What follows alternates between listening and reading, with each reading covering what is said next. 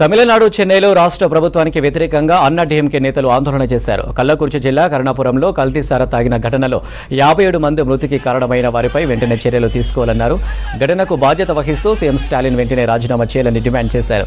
రాష్ట్రంలో శాంతి భద్రతలు కాపాడడంలో డీఎంకే ప్రభుత్వం ఫెయిల్ అయిందన్నారు అన్నా డీఎంకే నేత జయకుమార్. రాష్ట్ర వ్యాప్తంగా అనేక చోట్ల అక్రమ మద్యం, డ్రగ్స్ సరఫరా జరుగుతున్నా ప్రభుత్వం పట్టించుకోవట్లేదని విమర్శించారు.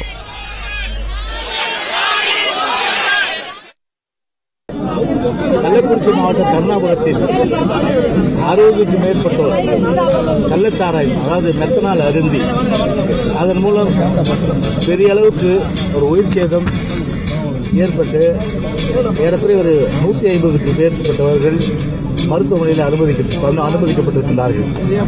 அவர்கள் கூட பொதுவாக கண் பார்வை இழந்தவர்களாகவும் அதேபோல பல உடல் உறுப்புகள் செயலற்றவையாகவும் இருக்கின்ற அந்த சூழ்நிலை தான் ஒரு வேதனை தருகின்ற சூழ்நிலை. இதற்கு யார் முழுமையாக பொறுப்பேற்க வேண்டும்?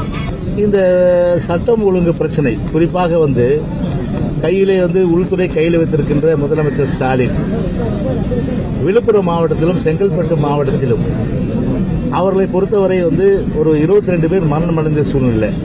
அப்போ திரு மு க ஸ்டாலின் என்ன சொன்னார்? அன்னைக்கு நான் இதை வேடிக்கை பார்த்து கொண்டிருக்க மாட்டேன், கடுமையான அளவுக்கு நடவடிக்கை எடுப்பேன், இரும்பு கரம் கொண்டு அடக்கி ஒடுக்குவேன் என்று சொல்லி வாய் சாவடால் விட்டார். ஆனால் வாய் சாவடால் விட்டவர் இன்னைக்கு 60க்கு மேற்பட்டவர்கள் இன்றைக்கு மரணம் அடைந்திருக்கின்றது.